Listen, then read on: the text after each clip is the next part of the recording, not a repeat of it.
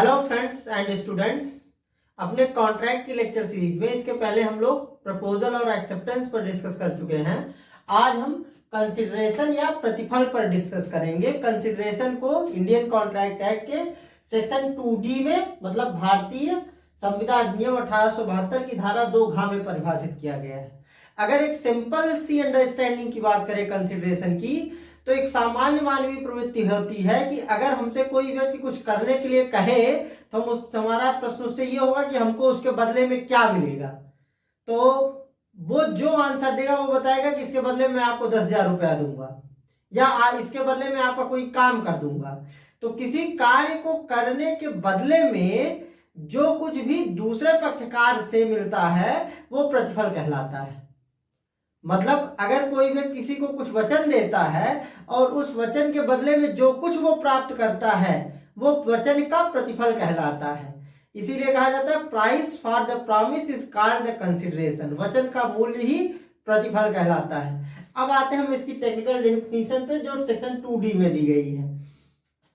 ये कहती है when eight the desire of the promiser, मतलब जब वचनदाता की वांछा पर promisee are any other person, promisee वचन ग्रहीता या कोई अन्य व्यक्ति हैज डन और एब्सटेन फ्रॉम डूइंग, ने कुछ किया है या करने से प्रवृत्त रहा है, आर डज और एब्सटेन्स फ्रॉम डूइंग, कुछ करता है या करने से प्रवृत्त रहता है, आर प्रॉमिसेस टू डू और एब्सटेन फ्रॉम डूइंग समथिंग, या कुछ करने या करने से प्रवृत्त रहने का वचन देता है।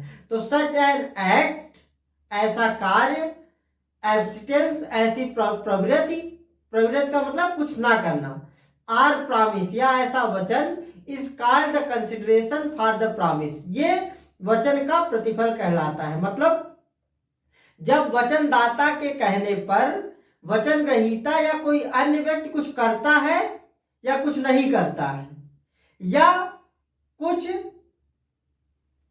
पहले ही कर चुका है या नहीं किया है, या वो भविष्य में करने का वचन देता है कि वो भविष्य में कुछ करेगा या कुछ नहीं करेगा, तो उसको हम प्रतिफल कहते हैं। तो मतलब वचनदाता के चाहने पर वचन ग्रहीता द्वारा जो कुछ भी किया जाता है, वो कार्य भी हो सकती है, प्रवृत्ति भी हो सकती है, वो सब क्या होती है, प्रतिफल कहलाती है। तो सेक्शन 2D को एनालाइज करें हम, तो इसके फॉलोइंग इसेंशियल्स हम निकाल सकते हैं कि प्रतिफल के लिए आवश्यक क्या है।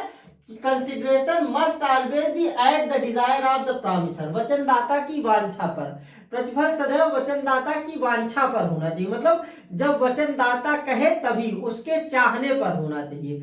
अगर वचनदाता के अलावा किसी अन्य व्यक्ति के कहने पे अगर कुछ किया जाता है तो वो प्रतिफल नहीं कहलाएगा।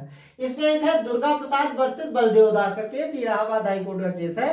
इस दुर्गा प्रसाद वर्सेस बलदेव दास के केस में क्या हुआ कि दुर्गा प्रसाद ने कलेक्टर के कहने पे कुछ दुकानें बनाई। उन दुकानों में से बलदेव दास ने भी एक दुकान ली और उसने कहा कि जो कुछ भी वो सामान बेचेगा उस पर एक निश्चित कमीशन दुर्गा प्रसाद को दिया करेगा। कुछ समय बीत जाने के पश्चात बलदेव दास ने, मतलब प्रतिवादी ने जब देने की नौबत आई तो प्रतिवादी ने दिया नहीं। तो ये दुर्गा प्रसाद ने इसके ऊपर सूट लाया कि आपने मुझसे प्रॉमिस किया था कि आप मुझको एक निश्चित कमीशन दिया करेंगे जो आप नहीं दे रहे हैं। तो इन्होंने ये कहा कि जो कुछ मैंने कहा था उसके बदले में आपने प्रतिफल क्या दिया, क्योंकि एक सीधा सा नियम है, सेक्शन 25 हम लोग आगे डिस्कस करेंगे कि an agreement without consideration is wide, बिना प्रतिफल का करार शून्य होता है। मतलब अगर कोई वचन है और उस वचन के बदले में प्रतिफल नहीं है तो उस वचन को इन्फोर्स नहीं कराया जा सकता है, उस वचन को लागू नहीं कराया जा सकता है। तो इन्होंने कहा कि बलदेव दास का कहना यह था कि जो कुछ हमने आपको कमीशन देने के लिए कहा था उसके बदले में आपने हमारे लिए क्या किया। इन्होंने कहा कि हमने दुकान बना के दी।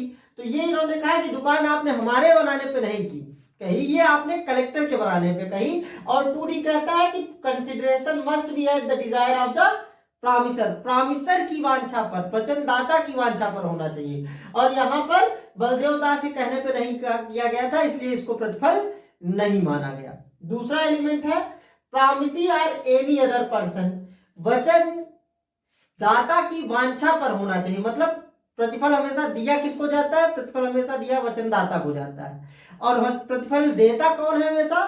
तो प्रतिफल वचन ग्रहीता दे सकता है या कोई अन्य व्यक्ति भी दे सकता है।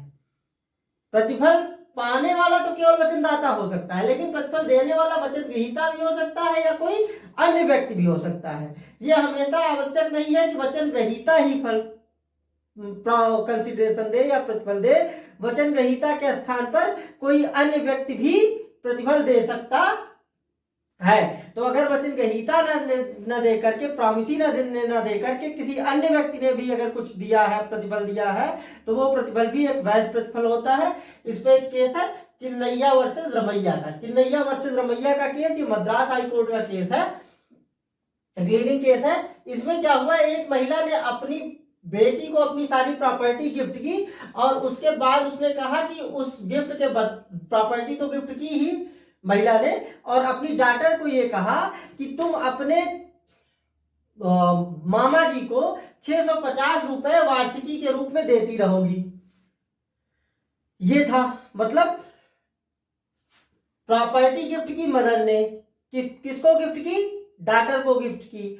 और उसी मदर ने डॉटर से ये कहा कि जो मेरा भाई, मतलब जो मदर का भाई था, मतलब ये डॉटर जो डोनी थी जिसने दान पाया, उसके मामा को उसने कहा कि आप 650 रुपए वार्षिकी दे दिया करिएगा। इसने उस समय तो मान लिया, बाद में जब देने की बारी आई तो देने से ये मुकर गई। तो जब इसके मामा जी, मतलब उस जो डोनी थी उसके मामा जी जब सूट लेके आए कि ये आप अपने प्रॉमिस को फुलफिल कीजिए, तो उन्होंने कहा कि उस प्रॉमिस के बदले में आपकी साइड से कंसिडरेशन क्या है। क्यों? क्योंकि एग्रीमेंट विदाउट कंसिडरेशन वायड होता है। तो जो कुछ भी 650 रुपया मैं आपको दूंगी, उसके बदले में आपने मुझको क्या दिया है। तो इसका आंसर ये आया कि जरूरी नहीं है कि वचन ग्रहीता ही दे, एनी अदर पर्सन भी दे सकता है। तो यहाँ पर भले ही मामा जी ने नहीं दिया था, लेकिन उनकी बहन ने, मतलब जो डोनर थी उसने दिया हुआ था, इसलिए इसको माना गया कि यहाँ पे प्रतिफल था और भांजी को लायबल ठहराया गया मामा जी को वार्षिकी 650 रुपया देने के लिए।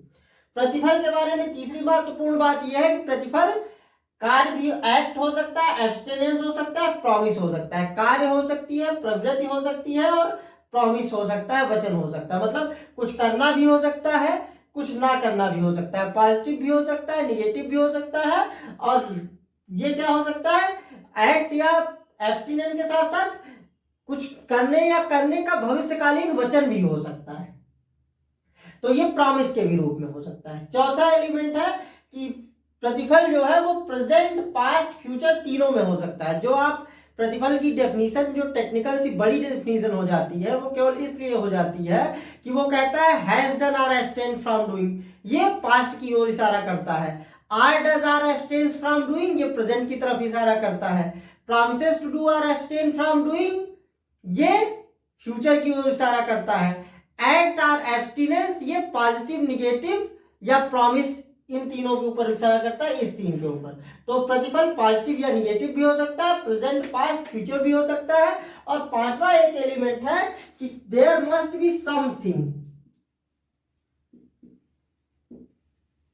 ये समथिंग का मतलब ये है कि प्रतिफल समथिंग होना चाहिए। समथिंग का मतलब this something must be in form of money value. ये जो कुछ भी है, ये कुछ ऐसा होना चाहिए जिसकी कुछ मनी वैल्यू हो, जिसका धन के रूप में कोई मूल्य होता है। तो अगर ये पांचों एलिमेंट सेटिस्फाई हो जाएंगे तो हम मान लेंगे कि वहां पे प्रतिफल है। तो कंसिडरेशन पे हमारा लेक्चर कंप्लीट होता है। ये कैसा लगा आप हमको बताइए, आपकी तैयारी में कितना सहायक है ये हमको कमेंट करके बताइए। पसंद आया है तो लाइक कीजिए, आपने हमारे चैनल को सब्सक्राइब नहीं किया सब्सक्राइब कर लीजिए, और इस ज्ञानवर्धक जानकारी तक अन्य लोगों तक पहुंचाने के लिए इसको ज्यादा से ज्यादा शेयर करिए। मिलते हैं एक नए टॉपिक के साथ नेक्स्ट लेक्चर में। Thank you.